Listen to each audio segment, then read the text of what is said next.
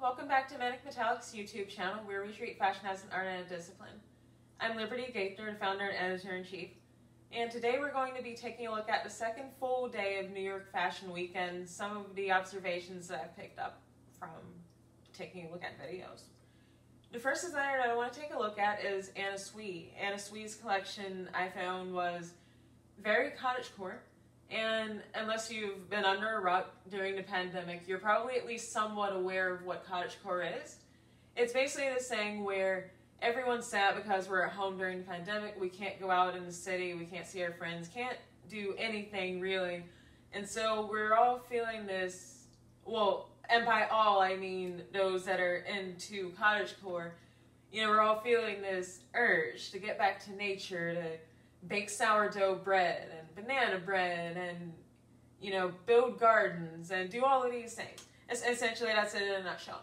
So nyfw created this very cottagecore collection where, you know, it was very much her type of thing. If you're familiar with her work, you know, she tends to create collections that blend a lot of different elements, and they'll tend to have almost a retro feel about them. And this collection wasn't any different. She included, you know, a lot of comfortable dresses of all lengths. She included floral prints, eyelet lace. You know, she had these sandals. Now this is an interesting thing. She had sandals, and her models were wearing socks with sandals, which, I mean, I believe is a complete and utter disaster, but she somehow made it look cool. Which, I mean, if you can make something like sandals with socks look cool, then you're doing pretty well. So I thought that that was an excellent collection that she did. It was basically, if I had to describe it, it's cool girls at home. nyfw designs a lot of collections that cool people tend to gravitate to, and once again, it was no different with this collection. So the second designer that I want to take a look at is Badgley Mishka's collection. And they set up their models, there were two of them, they set up their models on an estate. It was I'm not quite sure who the estate was from, but doesn't matter. It was a very big and very rich estate, very waspy. In fact, the entire collection had this element of waspiness about it, and I thought that the clothing itself was very nice. It's really glamorous. Again, it had an old money, quiet, timeless wealth feel about it, and that's great. And you know, really, it's true to their brand. I mean, they're very glamorous. A lot of people that are going to large events like to take a look at their work. So what they put out yesterday was a part of their brand's DNA. Now, that said, it felt not quite what the times that we were in, and I'm pretty sure that they weren't exactly thinking, hey, everyone should create relaxing, you know, stay-at-home clothing. That's just not their thing. You know, they tried to pare it down the best they could, I think. In fact, there was this one quote that I took note of that they had said in their notes. And the quote was, "Clothes that comfort us while home and help us to celebrate when we can." Now, I happen to think that with the clothing that they put out for that collection, that clothing is, again, it's obviously well done, but those pieces are meant to comfort the upper crust and well-to-do. So, I mean, I don't know how comforting that those clothing would be to, you know, Joe Schmo right now, but again, they were well done, and in terms of the quality of the collection, I think that it was pretty good. So the next designer that I want to take a look at is nyfw. So nyfw put out a really nice collection, a lot of prints, a lot of sequins, a lot of white leg pants, a lot of leopard print. which in a way, similar to Bashley Mishka, it had a glamour quotient. In fact, Naeem Khan's glamour quotient was pretty unapologetic, and I think that that's something to be admired. Now, for some reason, though, that unapologetic glamour didn't have that same effect of being for the upper crust that Bashley Mishka's did. And I think that with Naeem Khan, I'm not quite sure why it didn't, but with that particular collection, it's like the designer basically said, screw the pandemic, I'm going to make some really nice clothing. And I think that the way that this collection is going to be successful is post-pandemic, where we're all excited to get back out into the world and go to parties and see our friends again. And, there are a few pieces that we could wear right now, but those pieces are few and far between. And so, yeah, it's a good collection, but we're not going to be making much use of most of that anytime soon. Designer number 4 I want to take a look at is Bevsa. Now, Bevsa is a Ukrainian designer from Kyiv, and Manic Metallic actually covered Bevsa when we did our article for Alternative Fashion Capitals for Ukraine. If that's something that you want to take a look at, by the way, take a look at our publication website, manicmetallic.com. So Bevsa created this collection that was based off of the Trypillian people of Ukraine. Now, I'd never heard of these people. I'd never heard of this culture. They're an ancient culture, basically, that was famous for their pottery and ceramic work. They were around, I believe, around 5400 BC is what the show notes said. And I think that the research that the designer did into their culture really came across in the collection. That same level of, detail and craftsmanship. I feel like it definitely made its way into her work.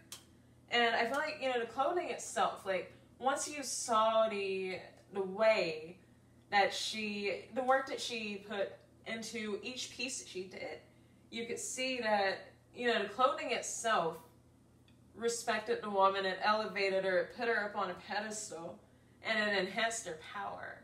And so that's something that, is significant, because the Trypillian people were a pagan people.